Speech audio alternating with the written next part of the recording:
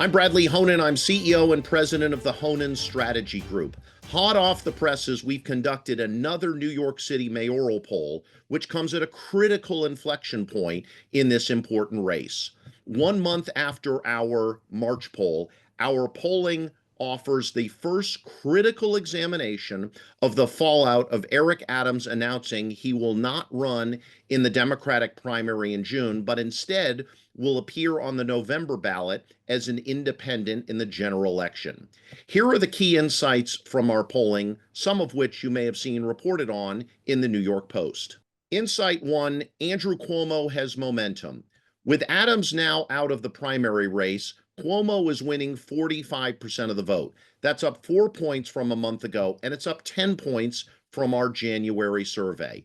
Eric Adams dropping out of the Democratic primary is giving Andrew Cuomo real momentum. And very clearly, Cuomo is the candidate with the upper hand in this race. Insight 2, Cuomo's support renders ranked choice voting not meaningful. In a ranked choice voting simulation, which is how New York City votes for municipal elections, Cuomo begins at over 50%. The game is over before the first pitch is even thrown. That said, we did run the full ranked choice voting simulation until it was just down to 2 candidates, and that happened by the 7th round. Andrew Cuomo gets to 64%, and Queens Assembly member Zoran Mondami gets to 36% of the vote. But make no mistake about it, this is an academic exercise. Cuomo wins the race before the ranked choice voting simulation even begins. Insight number 3, Brad Lander and Scott Stringer are floundering badly.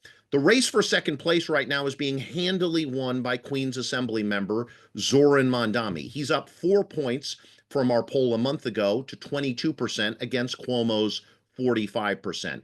And why is Mondami doing so well? Well, he's capturing the energy, the attention, and the money from the left flank, and he's leaving candidates like Lander and Stringer, both of whom have been elected citywide, almost as afterthoughts in this race. Insight 4, Trump's ratings continue to worsen. As the Trump presidency nears the 100-day mark, his unfavorable ratings have gone from 83% to 89%. Trump today is becoming almost universally a political pariah within the Democratic Party. Insight 5, polling must capture anti-Trump surge voters.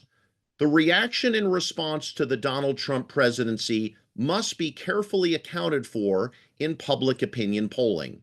On one hand, we are seeing polling among registered voters, and the fact is that most registered voters, why they don't vote in major elections, let alone in off-year municipal primary elections.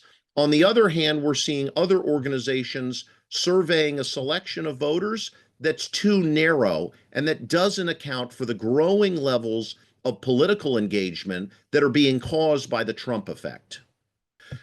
Okay, so what does all of this mean? Our polling makes one thing abundantly clear. Andrew Cuomo has real momentum and he's dominating the top line numbers. Meanwhile, Zoran Mondami is capitalizing on progressive energy and he's claiming a strong second place finish, leaving establishment figures like Brad Lander and Scott Stringer far behind him.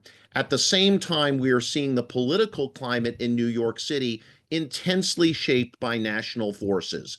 Donald Trump's rising unpopularity among Democrats continues to galvanize voters here in New York, and pollsters must rise to the challenge of capturing the new wave of engagement, especially among those who don't normally participate in municipal primaries.